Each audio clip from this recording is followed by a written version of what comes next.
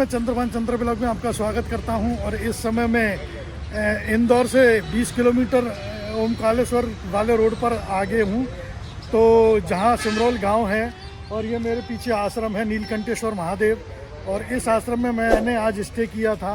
तो दोस्तों, अब यहाँ से मेरी जो आगरा से ओमकालेश्वर की यात्रा थी वो आज ओमकालेश्वर पर पहुँच जाऊँगा, समाप्त हो जाएगी। उससे आगे मेरी फिर माँ नर्मदा जी की परिक्रमा शुरू हो जाएगी। तो दोस्तों, यहाँ से ओमकालेश्वर जो है 56 किलोमीटर की दूरी पर है। तो चलिए चलते हैं ओमकालेश्वर नर्मदे हर। तो दोस्तों, इस समय हमारी नीलकंठेश्वर महादेव से यात्रा शुरू हो चुकी है और बाहर ये मेन रोड है खंडवा रोड, जो ओमकालेश्वर के पास से होकर के निकल के खंडवा जाएगा। तो चलिए, अब बने रहिए मेरे साथ इस यात्रा में। आज मैं ओमकालेश्वर पहुंच जाऊंगा। तो दोस्तों देखिए, इस समय आगे अभी चोरल घाटी पड़ेगी और ये बहुत ही सुंदर घाट सेक्शन है। और दोस्तों, यहाँ अगर इंदौर आते हैं, मऊ रेलवे स्टेशन जो है वहाँ से एक बहुत ही बड़ा टूरिस्ट पॉइंट है जिसको बोलते हैं पाताल पानी। और वहाँ एक ट्रेन भी चलाई जाती थी, हेरिटेज ट्रेन, जो कि वो अभी शायद चालू है, हफ्ते में 3 दिन चलाई जाती है। तो उसमें अभी थोड़ी समस्या आ रही है।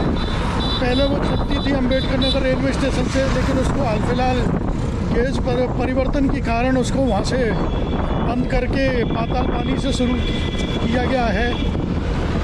तो आप अगर इंदौर आते हैं तो पाताल पानी उस हेरिटेज ट्रेन में आप अवश्य सफ़र कीजिए। जो चोरल घाटी और घाट सेक्शन जो पड़ता है ट्रेन से देखने में और मज़ा आता है। और उसके द्वारा आप वहाँ पाताल पानी जो वाटरफॉल्स है उसके भी दर्शन कर सकते हैं, उसको भी देख सकते हैं। यहाँ से दोस्तों ये घाट सेक्शन शुरू हो जाता है, घाट सेक्शन शुरू हो जाता है।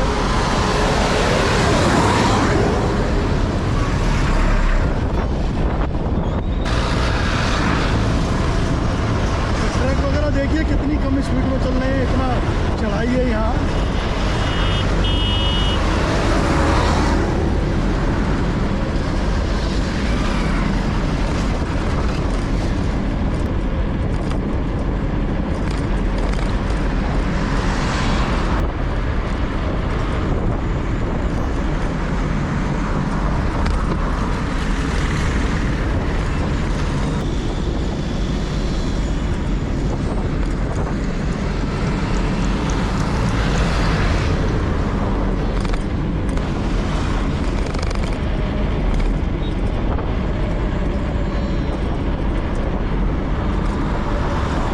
इस समय हम चोरल घाटी में हैं और ये मेरे पीछे ये चोरल नदी बह रही है।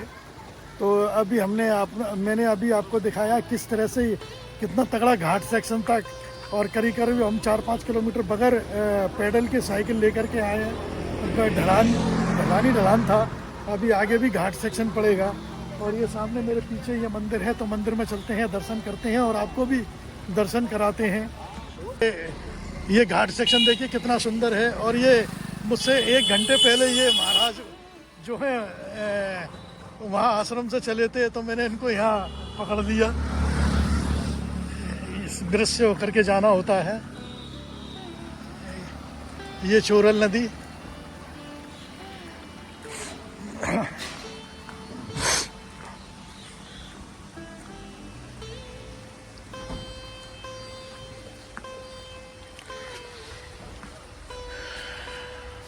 ये मंदिर था रास्ते में, तो इसको हम दर्शन करते हैं।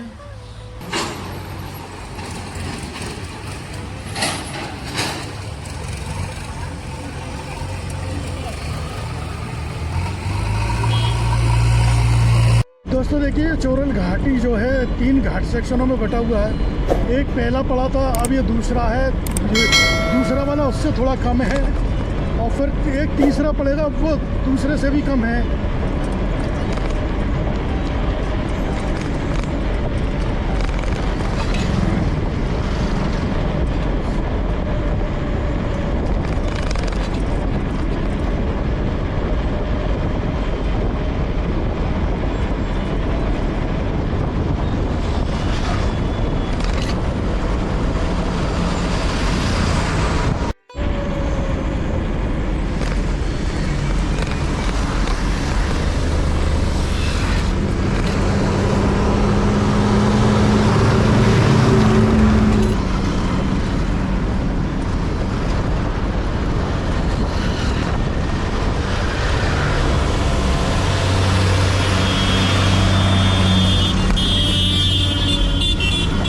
दोस्तों ओमकालेश्वर जा रहा था। ओमकालेश्वर अभी यहाँ से 26 या 27 किलोमीटर की दूरी पर है।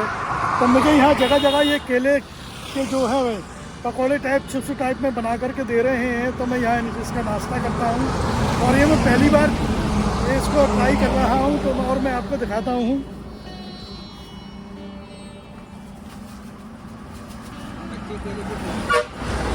ये कच्चे केले के हैं और ये इस तरह से ये एक पैकेट 50 रुपए का है, लेकिन मुझ पे इतना खाया नहीं जाएगा इसलिए मैंने 20 रुपए के लिए हैं। ये कच्चे केले के हैं और इसके ऊपर से इन्होंने मसाला डाला है। जो मसाले का जो टेस्ट केले के साथ आ रहा है वो बहुत ही ज़बरदस्त है।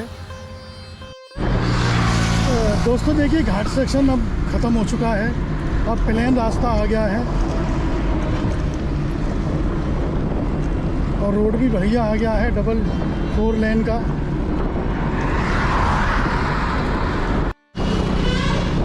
दोस्तों देखिए इस समय हम बड़वा आ चुके हैं और बड़वा से ओमकालेश्वर की जो दूरी है करीब 17 किलोमीटर की है।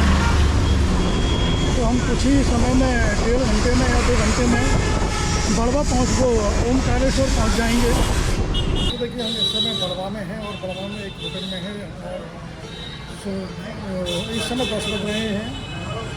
तो हमने एक होटल में खाने का ऑर्डर कर दिया है और वही हमारा नाश्ता है या हमारा ब्रेकफास्ट लंच समझ लीजिए। तो उसमें हमने ऑर्डर किया है मूंग पालक और तंदूरी रोटी। तो ये भोजन करते हैं फिर यहाँ से करीब 17 किलोमीटर की दूरी पर ओमकालेश्वर है। तो वहाँ पहुँचेंगे, वहाँ जाकर के हमें कुछ फॉर्मेलिटी पूरी करनी है। दोस्तों ये हमारा खाना मूंग पालक रोटी और सलाद और खाते हैं चलते हैं अपनी यात्रा आगे के लिए। बड़वा में जो दोस्तों मेन मार्केट में खाना खाने के बाद में जब निकला तो कुछ पाइपलाइन का काम चल रहा है, इसलिए इतना जाम तो मेरे करीब 1 किलोमीटर पैदल चलना पड़ा।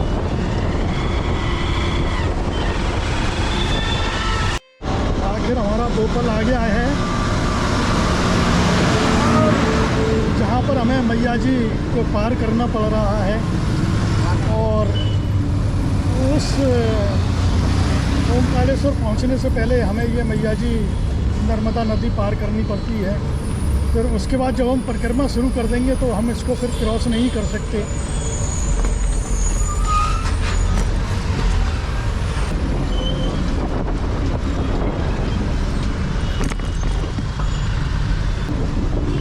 मैं यहाँ से रिकॉर्डिंग इसलिए नहीं कर रहा हूँ क्योंकि साइकिल रोक करके मुझे रोड पर खड़ा होना पड़ेगा और यहाँ साइड में जगह नहीं है खड़ा होने की, साइकिल को खड़ा करने की। जय हो माँ नर्मदे।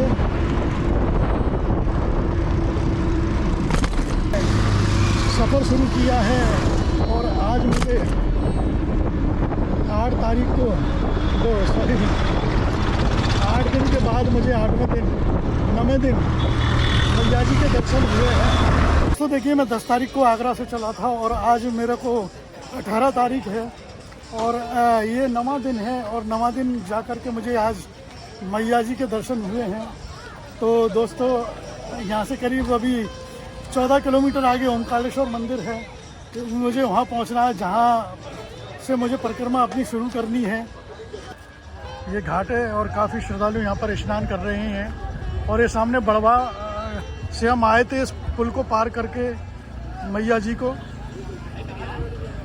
तो सोचा आपको भी दर्शन करा दें, हमने भी दर्शन कर लिए हैं। अब यहाँ से 14 किलोमीटर हमें आगे चलना पड़ेगा। तो 14 किलोमीटर आगे जा कर के ओमकालेश्वर मंदिर है जहाँ पर हमें रजिस्ट्रेशन वगैरह कराना है, अपनी परिक्रमा शुरू करने हैं।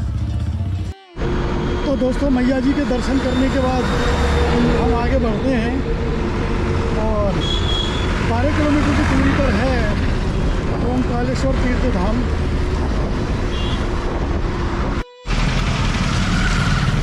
दोस्तों इस समय हम ओमकालेश्वर में प्रवेश कर चुके हैं और मेरे उल्टे हाथ पर बस स्टैंड था।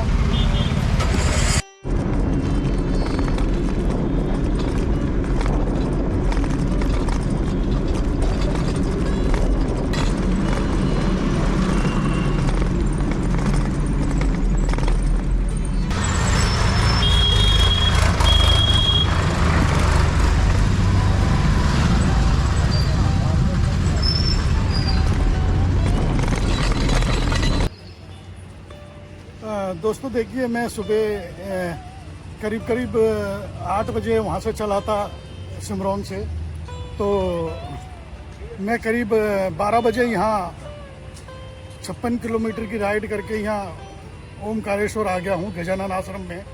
तो मेरा गोप्रो का बैटरी ख़त्म हो गया था, उसको शूट नहीं कर पाया।